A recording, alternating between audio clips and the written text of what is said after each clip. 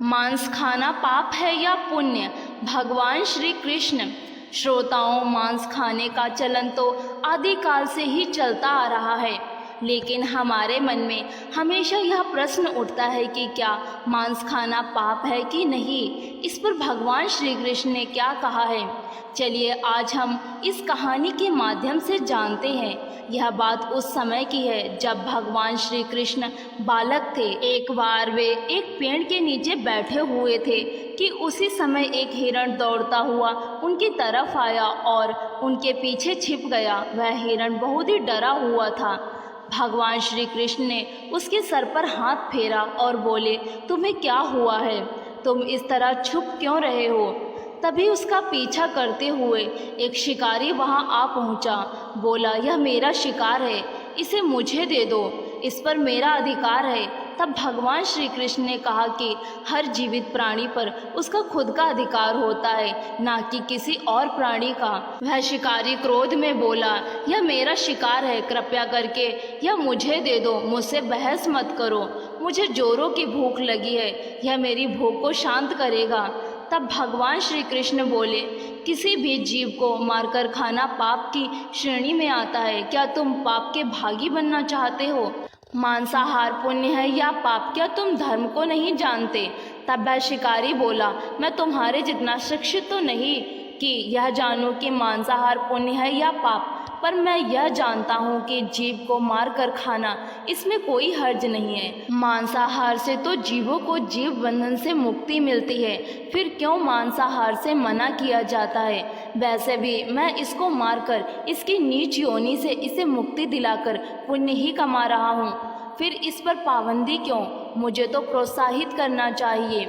जहाँ तक मैंने सुना है, जीव हत्या तो शास्त्रों में भी बताया गया है। राजा लोग शिकार किया करते थे। वह ऐसे तमाम तर्क देते हुए भगवान श्री कृष्ण से पूछने लगा, फिर मांस खाना गलत क्यों है? चलिए आप ही बताइए कि मांस खाना पाप है या पुण्य। भगवान श्री कृष्ण समझ गए कि इसकी बुद्धि मांस खाने के कारण तामसिक हो गई है और इसने सोचने और समझने की बुद्धि खो दी है।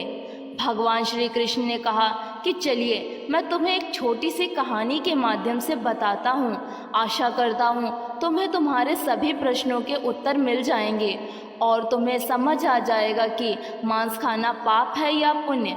वह शिकारी सोचने लगा कि इसमें तो मेरा कोई घाटा नहीं है, इस कथा को मैं सुन ही लेता हूँ, मेरा मनोरंजन भी हो जाएगा और बाद में मुझे इसका मांस भी मिल जाएगा।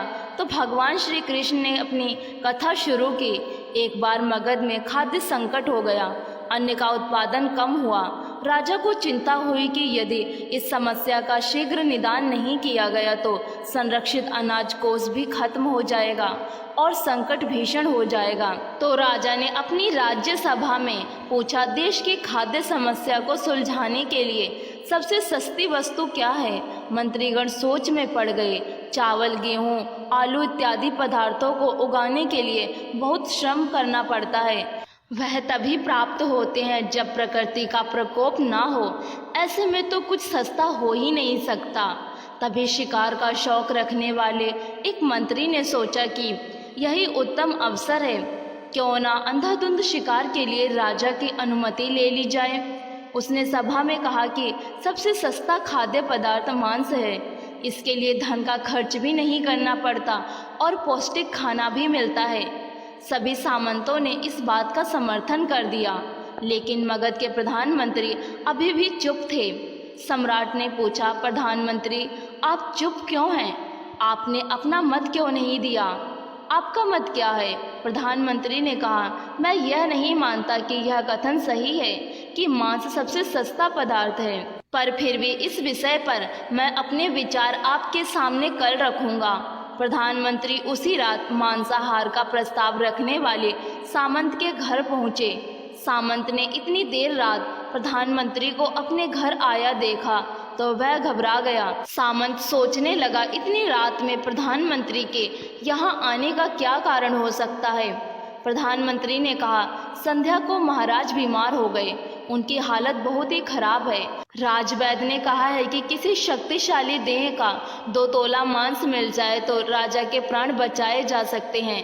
आप महाराज के सबसे विश्वसनीय पात्र हैं, इसीलिए आपसे योग्य कौन होगा, इसके लिए आप जो भी मूल्य लेना चाहें ले सकते हैं। आप कहें तो इस काम के लिए मैं आपको 1 लाख स्वर्ण मुद्राएं भी दे सकता हूँ, एक बड़ी जागीर भी आपके नाम कर सकते हैं। बस आप अपनी इच्छा कहें, मैं कटार से आपके हृदय को चीरकर बस 2 तोला मांस निकाल लूँगा। यह सुनकर सामंत के चेहरे का रंग फीका पड़ गया।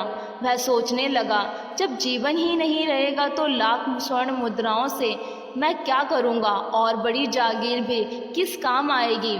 शीघ्रता से अंदर भागा और अपनी तिजोरी से 1 लाख स्वर्ण मुद्राएं लेकर आया। मुद्राएं देकर उसने प्रधानमंत्री के पैर पकड़ लिए और बोला, श्रीमंत, मैं आपकी 1 लाख मुद्राओं में अपनी 1 लाख मुद्रा और मिलाता हूँ। इस पैसे से आप किसी और सामंत के हृदय का मांस खरीद लें, किंतु मुझे जाने दें, यह बात किसी और को ना पता चले, मैं आपसे आग्रह करता हूँ। प्रधानमंत्री जी यह सब समझ चुके थे, वह उसे थोड़ी और मानसिक पीड़ा देना चाहते थे। प्रधानमंत्री ने आगे कहा, सामंत, आप शरीर से बलिष्ठ हैं, आपकी कद काठी महाराज से मिलती जुलती है, इसलिए राजवैद्य ने खास तौर पर आप ही का नाम लिया है।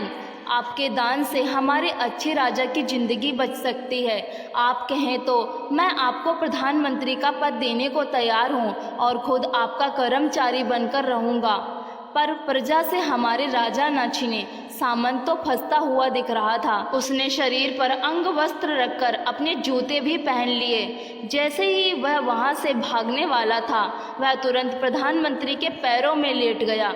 उसने याचना की कि प्रधानमंत्री, मैं इस योग्य नहीं हूँ। जब प्राण ही नहीं रहेंगे तो प्रधानमंत्री का पद या राजा का सिंहासन भी मिल जाए तो मैं उसका क्या करूँगा।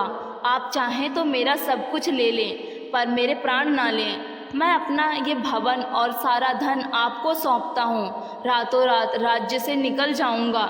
इतना कहकर वह अपने घोड़े की ओर भागा।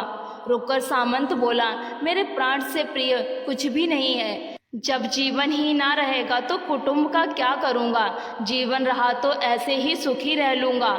इतना कहकर घोड़े पर छलांग लगाकर बैठ भी गया।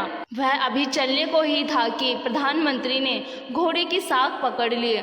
वह सामंत से बोले, भागने की जरूरत नहीं है, आप आराम से घर पर ही रहो, मैं किसी और का प्रयास करता हूँ। यह कहकर प्रधानमंत्री वहाँ से चले गए। प्रधानमंत्री के वहाँ से जाने पर सामंत के अंदर कुछ जान तो आई, परंतु बेचैनी बनी रही।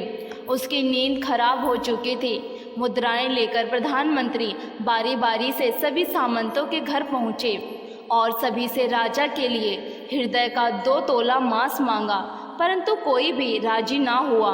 सबने अपने बचाव के लिए प्रधानमंत्री को लाख और 5 लाख मुद्राएं तक दे दी। इस प्रकार प्रधानमंत्री ने एक ही रात में करोड़ों स्वर्ण मुद्राएं जमा कर ली। फिर सुबह होने से पहले ही अपने महल में पहुंच गया। अगले ही दिन राजसभा में सभी सामंत समय से पहले ही पहुंच गए। सभी यह जानना चाहते थे कि राजा स्वस्थ हैं कि नहीं, लेकिन कोई भी किसी से भेद नहीं खोलता था। सबको राजवैद्य की तलाश थी, उनसे ही उन्हें कुछ सूचना मिल सकती थी। प्रधानमंत्री ने सैनिकों को आज्ञा दे रखी थी कि जब तक महाराज राजसभा में न आए, किसी भी सामंत को भी महल से बाहर जाने की आज्ञा नहीं है। राजा राजसभा में अपनी चीर परिचित गति में आए और अपने सिंहासन पर आकर बैठे। सभी सामंतों ने देखा, कहीं से भी राजा उन्हें अस्वस्थ नहीं लगे। उन्हें तो कुछ हुआ ही ना था। प्रधानमंत्री ने उनसे झूठ बोला। हर सामंत के मन में यही विचार चल रहा था, पर कोई भी किसी और को कुछ भी ना बोल रहा था। तभी प्रधानमंत्री ने राजा के समक्ष 1 करोड़ स्वर्ण मुद्राएं रख दी। राजा ने पूछा, ये स्वर्ण मुद्राएं किसके लिए हैं और कहाँ से आईं? प्रधानमंत्री ने कहा, 2 तोले मांस के लिए इतनी धनराशि जुटाई है, पर मांस ना मिला। अपनी जान बचाने के लिए सामंतों ने यह मुद्राएं दी हैं। अब आप यह विचार कीजिए, मांस कितना सस्ता है। अब राजा को बात समझ आ गई। उन्होंने प्रजा को अतिरिक्त परिश्रम करने का निवेदन किया और राजा के अनाज भंडार में से अनाज निकालकर श्रमिकों को दिया गया। उन्होंने पौष्टिक सब्जियों की खेती का तुरंत आदेश दिया। वह 1 करोड़ स्वर्ण मुद्राएं इसी कार्य के लिए और श्रमिकों के कल्याण के लिए खर्च की गईं। ऐसे साग सब्जी तेजी से उगी जिससे प्रजा का कल्याण भी हुआ और पौष्टिकता भी मिली। कुछ समय बाद मौसम अनुकूल हुआ और खेती होने लगी। इस प्रकार राज्य में खाद्य संकट दूर हुआ। तो श्रोताओं, भगवान श्री कृष्ण हमें इस कहानी के माध्यम से जीवन का मूल्य बताते हैं कि जिस तरह से हमें हमारी जान प्यारी होती है, उसी तरह से सभी जीवों को उनकी जान प्यारी होती है। अपने हृदय से जानिए पराये की पीड़ा। यदि संसार के संबंधों से मुक्त करने का तर्क सही है, यदि जीव हत्या जीवों को संसार बंधन से मुक्त करने का तरीका है, तो अत्याचारी द्वारा किया गया नरसंहार भी मान्य है।